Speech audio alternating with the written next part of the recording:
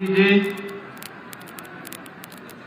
हमारे विधायकगण श्री विनोद सिंह जी, राज प्रसाद उपाध्याय जी, सीताराम वर्मा जी, राजेश गौतम जी, विधान परिषद सदस्य श्री शैलेंद्र प्रताप सिंह जी, क्षेत्रीय महामंत्री सुशील त्रिपाठी जी, संत बख्श सिंह जी, श्रीमती उषा सिंह जी,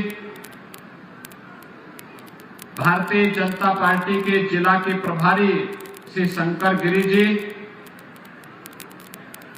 आज के इस कार्यक्रम में नगर पालिका और नगर पंचायतों के भारतीय जनता पार्टी के अध्यक्ष पद के प्रत्याशीगण, नगर पालिका परिषद सुल्तानपुर से प्रवीण कुमार अग्रवाल, नगर पंचायत लंबुआ से विजय त्रिपाठी, नगर पंचायत श्रीमती सीमा साहू, नगर पंचायत कादीपुर आनंद जायसवाल, नगर पंचायत दोस्तपुर श्रीमती सोनी गौतम समेत भारतीय जनता पार्टी के हमारे सभी पार्षद पद के प्रत्याशी और उपस्थित भाइयों बहनों, अब मैं बुला दूंगा। उत्तर प्रदेश में नगर निकाय चुनाव के प्रथम चरण का मतदान चल रहा है। प्रातः काल से ही भारी संख्या में मतदाता मतदान करके अपना आशीर्वाद प्रदान कर रहे हैं। भाइयों बहनों, द्वितीय चरण में 11 मई को सुल्तानपुर समेत प्रदेश के 38 जनपदों में नगर निकाय के लिए बोर्ड के गठन करने के लिए जनता की बुनियादी सुविधाएं और नगरीय विकास के कार्यक्रम को आगे बढ़ाने के लिए आप सभी को मतदान करना है। नगर निकाय का बोर्ड जनता की सुविधाओं को ध्यान में रखते हुए नगर के समग्र विकास को आगे बढ़ा सके, इस दृष्टि से भारतीय जनता पार्टी ने हर नगर निकाय में अपने प्रत्याशी उतारे हैं। और मुझे ये मेरा सौभाग्य है कि आज मुझे सुल्तानपुर जनपद के नगर निकाय प्रत्याशियों के समर्थन में आपके बीच आने का अवसर प्राप्त हुआ है। भाइयों बहनों, ये वही जनपद है जिसके बारे में कहा जाता है कि त्रेता युग में हनुमान जी ने कालनेमी का वध इसी जनपद में किया था। भाइयों बहनों, लोकतंत्र में आपके वोट की ताकत हर भ्रष्टाचारी को और हर माफिया को जमीन दिखा सकती है, सही ठिकाना दिखा सकती है।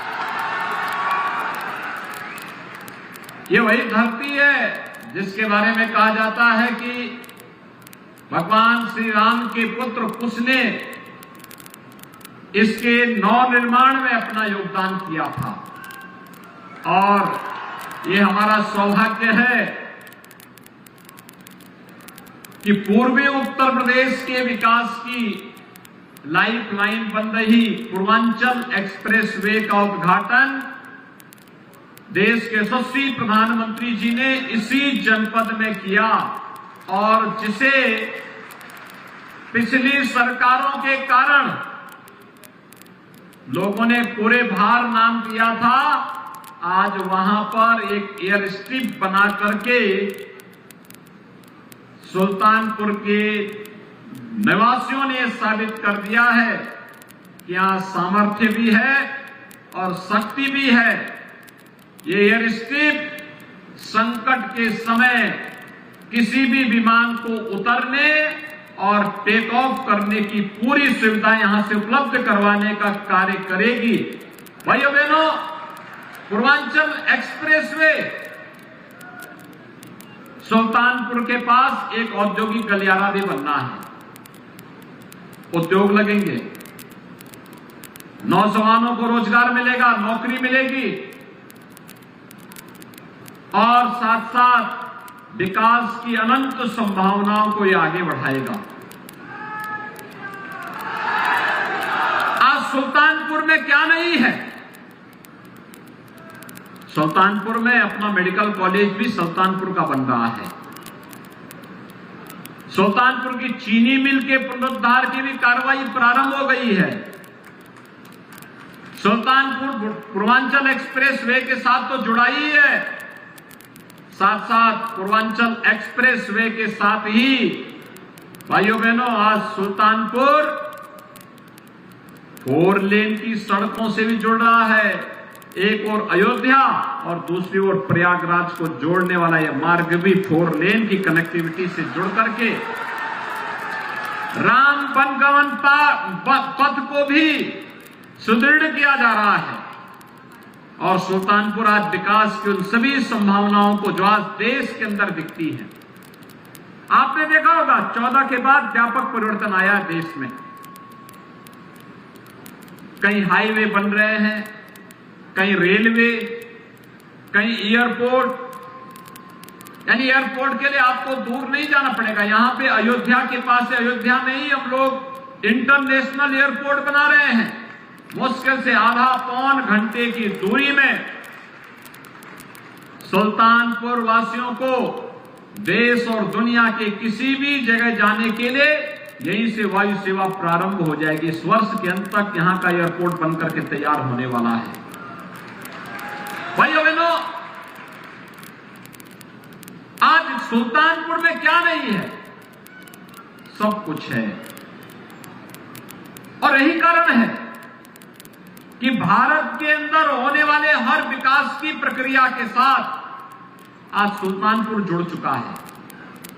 एक और इंफ्रास्ट्रक्चर डेवलपमेंट के कार्य, एक्सप्रेसवे 4 लेन के साथ जोड़ने का कार्य सुल्तानपुर जनपद को किया गया है। दूसरी तरफ जनता की बुनियादी सुविधाओं के लिए जो कार्यक्रम विगत 9 और 6 वर्ष के अंदर हुए हैं, ये डबल इंजन की सरकार ने डबल स्पीड के साथ जो कार्य प्रारंभ किया, आज उसका परिणाम हम सबके सामने है। भाइयों बहनों, कोई सोचता था प्रदेश में 6 वर्ष में 54 लाख गरीबों को एक आवास मिलेगा? यह हकीकत है। हमने ग्रामीण क्षेत्र में और शहरी क्षेत्र में 54 लाख गरीबों को एक आवास उपलब्ध करवाया है। 2,61,00,000 गरीबों को उनके घर में, जिनके घर में टॉयलेट नहीं थे, शौचालय नहीं थे, उन्हें शौचालय उपलब्ध करवाने का कार्य किया। हम लोगों ने 1,75,00,000 गरीबों को रसोई गैस के निःशुल्क कनेक्शन दिए। और अब तो डबल इंजन की सरकार ने यह भी तय किया है कि केवल अब कनेक्शन देने से नहीं काम चलेगा। होली और दीपावली के अवसर पर उन्हें फ्री में एक सिलेंडर भी उपलब्ध करवाने का कार्य करेंगे। भाइयों बहनों, इसके लिए पैसे की व्यवस्था भी की जा चुकी है। 10 करोड़ लोगों को आयुष्मान भारत की सुविधा का लाभ, 5 लाख रुपए की सालाना, हर वर्ष 5 लाख रुपए की स्वास्थ्य बीमा का कवर राज्य सरकार उन्हें दे रही है। और कोरोना कालखंड में आपने देखा होगा, कोरोना कालखंड में लगातार पिछले 3 वर्ष से हर गरीब को फ्री में राशन, उत्तर प्रदेश में तो 15 करोड़ लोग फ्री में राशन की सुविधा का लाभ ले रहे हैं। इस सरकार की संवेदनशीलता और डबल इंजन सरकार की करिश्माई कार्य आपके लिए है। 17 के पहले आपने नगरों की स्थिति को देखा होगा, क्या स्थितियां थी। नगरीय जीवन का मतलब जहां व्यापक जल जमाव हो, कूड़े के ढेर दिखाई देते थे, सौदों का आतंक होता था, अराजकता का तांडव होता था, व्यापारियों से रंगदारी वसूली की जाती थी और 17 के पहले राज्य में जो लोग शासन कर रहे थे, इन्होंने युवकों को रोजगार तो नहीं दिया, लेकिन इनके हाथों में तमंचे जरूर पकड़वा दिए थे। भाइयों बहनों, 17 के बाद के उत्तर प्रदेश को आप देख सकते हैं। 17 के बाद के उत्तर प्रदेश में स्थितियां बदली हैं। आज उत्तर प्रदेश में युवाओं के हाथ में तमंचे नहीं, उनके हाथ में टैबलेट है। टैबलेट 2 करोड़ युवाओं को उत्तर प्रदेश सरकार फ्री में टैबलेट देने का कार्य कर रही है और 20 लाख युवाओं को उसमें से अब तक उपलब्ध करवा चुके हैं। आज हमारे शहर कूड़े के ढेर नहीं, स्मार्ट सिटी बन रहे हैं, स्वच्छता के नित नए प्रतिमान स्थापित कर रहे हैं। आज शहरों में सौदों का आतंक नहीं, बल्कि हमारे शहर आज सेफ सिटी के रूप में अपना एक स्थान बना रहे हैं। आज व्यापारियों से रंगदारी नहीं, आज तो हर व्यापारी को 10 लाख रुपए की सुरक्षा बीमा का कवर राज्य सरकार ने उपलब्ध कराया है।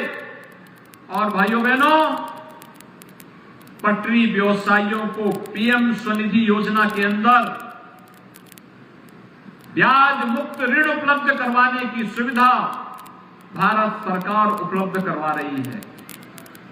व्यापक पैमाने पे आज नगरीय जीवन को स्वच्छ और सुंदर बनाने का कार्य ये डबल इंजन की सरकार कर रही है। और डबल इंजन की सरकार के साथ एक ट्रिपल इंजन भी लग करके इस गति को और तेज कर सके, जनता की बुनियादी समस्याओं का समाधान हो सके, जन्म मृत्यु प्रमाण पत्र हो या आय निवास और फिर जाति प्रमाण पत्र बनाने का कार्य, ये सब ऑनलाइन हर व्यक्ति को प्राप्त हो सके, इसके लिए अच्छा बोर्ड नगर निकाय का बने, नगर पालिकाओं में भी और नगर पंचायतों में भी। इसी के लिए भारतीय जनता पार्टी आज आपके पास आई है। भाइयों बहनों, भारतीय जनता पार्टी ने अपने प्रत्याशी के रूप में श्री प्रवीण कुमार अग्रवाल को नगर पालिका परिषद सुल्तानपुर में, श्री विजय त्रिपाठी, श्रीमती सीमा साहू, श्री आनंद जायसवाल, श्रीमती सोनी गौतम, इन सभी को अपना प्रत्याशी बना करके आपके बीच में उतारा है। हमारे प्रत्याशी को इधर आ जाए भैया।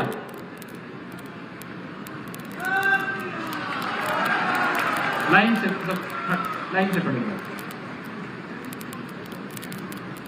ये अध्यक्ष पद के हमारे 5 नगर निकाय से जुड़े हुए प्रत्याशी हैं। एक बार जोरदार करतल ध्वनि से इनका स्वागत करें। इनको विजयी बना के भेजेंगे, लेकिन विजयी पूर्ण विजयी होना चाहिए। अध्यक्ष पद के प्रत्याशी के साथ साथ इनके साथ पार्षदों को भी चुनाव जिताना है। जब पूरी मेजॉरिटी का बोर्ड होगा, तभी विकास के प्रस्तावों को आसानी से पारित करने में मदद मिलेगी।